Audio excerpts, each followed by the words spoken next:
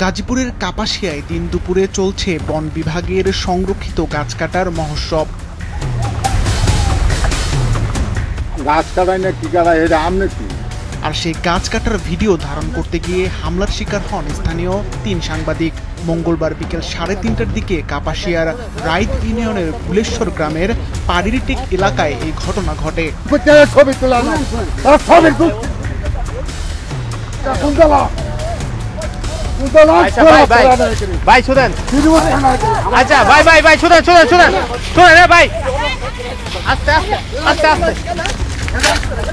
স্থানীয় সূত্রে জানা গেছে ওই এলাকায় দীর্ঘদিন ধরে সরকারি বন বিভাগের জমি থেকে শতাধিক গজারি গাছ কেটে পাচার করে আসছেন আবুল কাশেম, যিনি গজারি কাশেম নামে পরিচিত।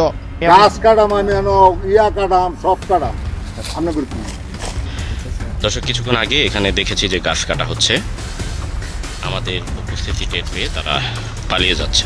মঙ্গলবার আবারও গাছ কাটার খবর পেয়ে সাংবাদিকরা ঘটনাস্থলে পৌঁছালে গজারি কাশেমের সহযোগীরা দ্রুত সরে পরে সাংবাদিকরা ভিডিও ধারণ শুরু করলে আবুল কাশেম, তার ছেলে আলামিন এবং রাইত ইউনিয়নের স্বেচ্ছাসেবক দলের যুগ্ম আহ্বায়ক মামুন সহ 10 থেকে 12 জনের একটি দল হঠাৎ হামলা চালায়।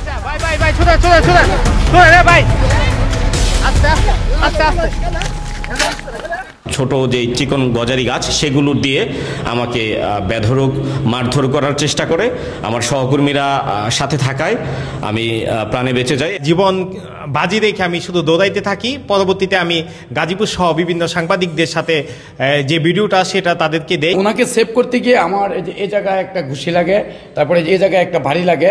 আমিও গুরুতর আহত, অনেক চেষ্টা করেছি তাদের কাছ থেকে আসলে সেভ করার জন্য, কিন্তু সর্বশেষ তারা আমাদেরকে মানে অনেকভাবে আক্রমণ করেছে গজারির ডাল দিয়ে। কাপাসিয়া থানার ভারপ্রাপ্ত কর্মকর্তা আব্দুল রব জানান, হামলার সঙ্গে জড়িত স্বেচ্ছাসেবক দলের নেতাসহ 3 জনকে আটক করা হয়েছে। সাংবাদিক তথ্য সংগ্রহ করতে সেখানে গিয়ে কয়েকজনকে গাছ কাটা অবস্থায় দেখতে পায় এবং বিষয়টি ভিডিও ধারণ চেষ্টা করলে তাদের কাশেম, আলামিন, মামুন সহ হামলা করে আহত করে। আহত সাংবাদিকরা বর্তমানে কাপাসিয়া উপজেলা স্বাস্থ্য কমপ্লেক্সে চিকিৎসাধীন রয়েছেন।